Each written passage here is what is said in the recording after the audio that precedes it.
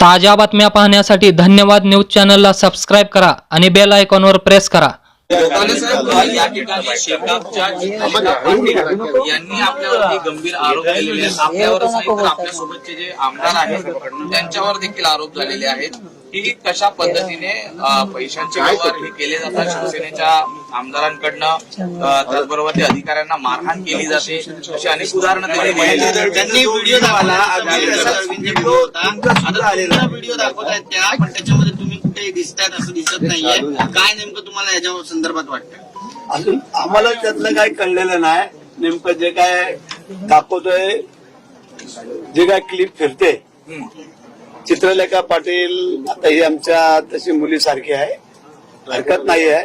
तिने काय खात्री केली, कुठून मिळवलं, काय केलं ते अजून मलाही काय माहिती नाही। माझ्याकडे जर एवढे पैसे असते तर मी एक मुंबईला घर घेतलं असतं। अजून मुंबईला आमचं घर नव्हतं। आता मी जस्ट एका बँकेकडनं लोन घेऊन घेतलंय, परंतु गेली 16 वर्ष आता मी आमदार आहे, पण तुम्ही चौकशी करायची, पण हरकत नाही आहे।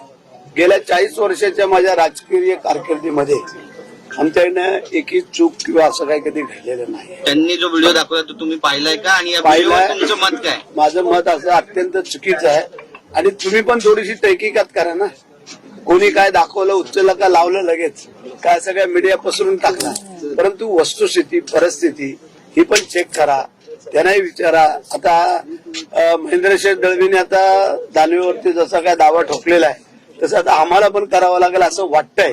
कारण हे जर नाही केलं तर मग त्या अशा प्रसिद्धी मिळवण्यासाठी काही लोक करत राहतील, आणि म्हणून करता मला वाटतंय की एक दोघांना चेकमेंट दिल्याशिवाय या त्यांच्यावरती केस टाकून मला वाटतं त्याशिवाय दुसरा काही पर्याय नाही असं आम्हाला वाटतं। शिवसेनेच्याच मंत्र्यांना आणि आमदारांना टार्गेट केलं जाते का? रायगड जिल्ह्यामधूनच अशा पद्धतीचे व्हिडिओ बाहेर येतात, याच्या मागे नेमकं कोण असावं असं तुम्हाला वाटतं? तुम्हाला कोण असावं किंवा काय नाही, आता तिने दाखवलंय, तिला कुठं मिळालं, कुठनं तिने काढलं, एवढे पैसे दाखवतायत, 2 बॅगा मध्ये भिंत दाखवतात, माझा इकडं फोटो, वा रे वा। तर तुम्ही पण ते व्यवस्थित चेक करा, व्यवस्थित की वस्तुस्थिती परिस्थिती काय आहे। चौकशीची मागणी करतात ते सीबीआय, ईडी, अँटी करप्शन, जिकडनं ही चौकशीची कधी पण त्यांनी करावी। कुठल्याही चौकशीला कुठल्याही चौकशीला आम्ही सामोरं जायला तयार आहोत।